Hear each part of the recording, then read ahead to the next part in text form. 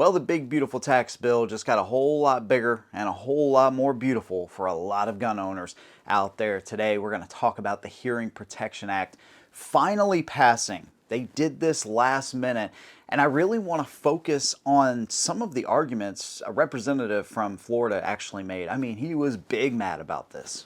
And then the Republicans made the bill worse. I want to counter those arguments because they're absolutely ridiculous, let's just be honest. And I also want to talk about the next step for the Hearing Protection Act before it gets to President Trump's desk to sign. This is amazing. This is one of the biggest wins that we've had in a really, really long time. And it actually changed last minute. So I'm glad to see that some Republicans were pushing for it and others were listening and willing to vote on it. Of course, I want to hear your opinion, whatever that may be, down below. Let's go ahead and jump right in. So I did 2 videos over the past week talking about suppressors. And one, initially, what they were looking to do is remove the $200 tax. Now, I said this is a step in the right direction, but after a little bit more research and, of course, going through the comments that you guys were leaving, it was clear that the House and Ways Committee was not willing to push this any further. So it wasn't like they were trying to push the Hearing Protection Act.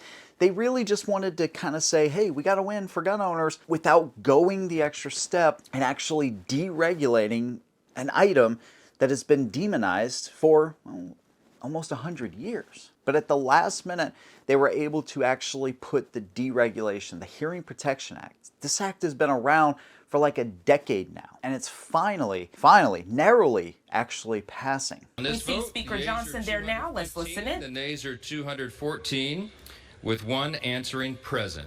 The bill is passed. Now, let's look at this representative out of Florida, Maxwell Frost, and let's hear some of the arguments that he made against this. For those who don't know,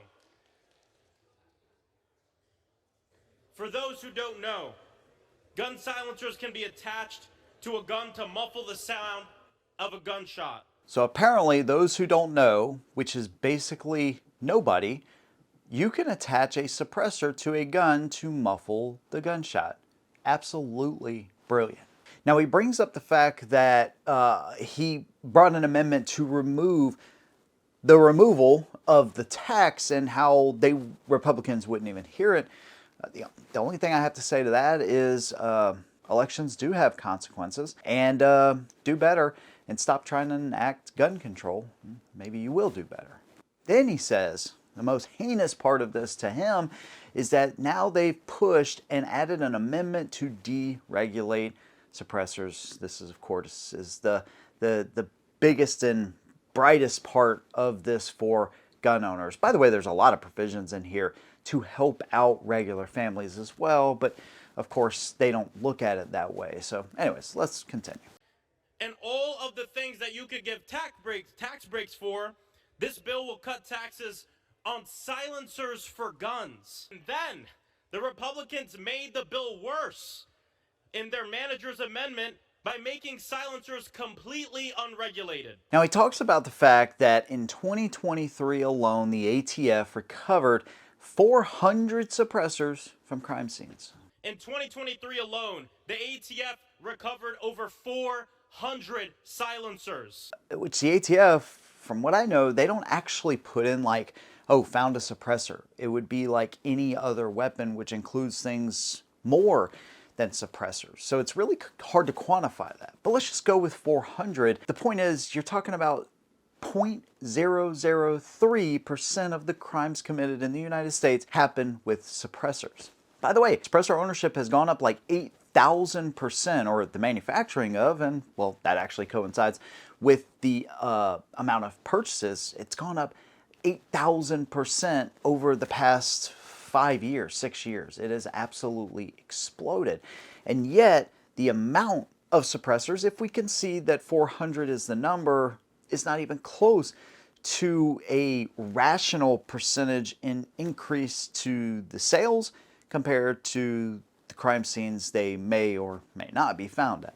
For this reason, silencers have been highly regulated for nearly 100 years. Yeah, I guess kind of. That's the reason. We basically paid for the crimes of very few in the 20s, and 30s, and you want to continue to regulate, and probably if you had it your way, you would also want to completely eliminate any kind of private ownership of suppressors. It's clear that you actually watch too many movies by this next statement, though. In May of 2019, the Virginia Beach shooter attached a silencer to his .45 caliber handgun that he used to kill 12 people on 3 floors of a city building. Survivors of the attack said they weren't even aware a mass shooting was going on because of the silencer. Okay, this is a tragic event. Now, looking at the information of this guy, right? He used 2 suppressors, 2 handguns to commit this evil act. So that's true. One thing that is brought up when we're looking at this particular person is they mentioned that he was with the same job for 15 years. Okay, well, they kind of alluding to stability, right? So like any gun owner can do this at any time. You know, he's with the job at, you know, for this long, and he just flips out. But that's not entirely true. First of all, and I'm speaking from personal experience here as well, and I would love to hear from you guys that have been at jobs for a long time. Just because you're at a job for a long time, and just because you're making good money, does not mean that that is the measure of happiness, success, and stability. Some of the best years I had financially were when I was doing YouTube and a full-time job. And I can tell you from 2020, 2021, and up until 2022, it was some of the most miserable time I had working at a place. Super high stress level, almost impossible not to bring that stress home, and eventually I just had to make a decision where I'm like, okay, I can't do both, right? And so that's kind of where I was at with it. So it's hard to measure stability in a job, and I'm not trying to obviously stand up for this guy in this evil act that he did, because most people that are with jobs for a really long time, statistically, like it's not even close, don't commit crimes like this. Even if they are unhappy, even if they're under a lot of stress, they don't commit crimes like this. Now, what he's trying to say is, oh, people weren't able to discern the gunfire because of these suppressors. Well, that's not exactly true, because when you look at the layout of the building before Reconstruction, there was like 450,000 pounds of concrete removed during Reconstruction. This thing was built like a freaking tank. Soundproofing walls, tons of concrete in the walls. They didn't have an open floor plan, so line of sight was severely crushed, right? And being able to get to exits, see what's going on. Are they running into a threat? Are they not? So many people were, locking themselves inside of their rooms, and it's a 3-story building. Now, after Reconstruction, they've made it more open and they've addressed some of those issues. But look, there wasn't even like an alarm type of system for this place back then. So there was a lot of things working against them. And even worse, he used his employee badge to get in. There was no metal detectors, very light security, no security guards as far as I know back then. So he was able to get in with his badge and pull this off. He sent his resignation letter in that morning. What people don't talk about though, and it's not fully understood, but he had signs of being paranoid. Very introverted, had some social awkwardness according to some. He was very critical of his own work and how his fellow coworkers actually perceived him. He thought people were talking about him constantly. So he almost had like this kind of delusional picture of himself and his own self-importance. And look, it's still a small majority of people that maybe feel like this would actually do anything like this. Again, it's hard to regulate, nor should you be able to, what people may do or what people most likely may not do. There were some signs that were ignored, but again, it's really hard to predict sometimes when people will do something like this. So, and I guess that's part of the stability that people leaned on, right? 15 years with one place, even though that does not equate to happiness and stability, the perception is that, oh, this guy is very, very little threat. He may be socially awkward and have some things going on, but he's not a threat to any of us. And unfortunately, that just wasn't true.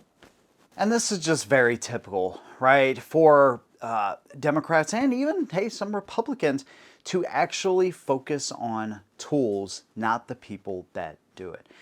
We can talk about everything about this guy and the type of guns he got and how he got them legally, but at the end of the day, unfortunately, bad things will happen. They do happen. That is an unfortunate part of life. And what he fails to realize is this is just a oversimplification of a much broader issue.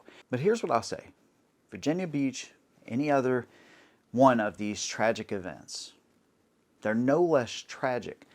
But by infringing on the rights of millions of gun owners in the process, it in no way honors the victims of these tragedies, but looks to place infringements on the freedoms that these people were able to appreciate and enjoy. And while those freedoms were taken away from them way too soon, you honor them by making sure that it never happens again. Increased security and armed security at these types of places, including our schools, is always going to be the answer. Detection systems, warning systems.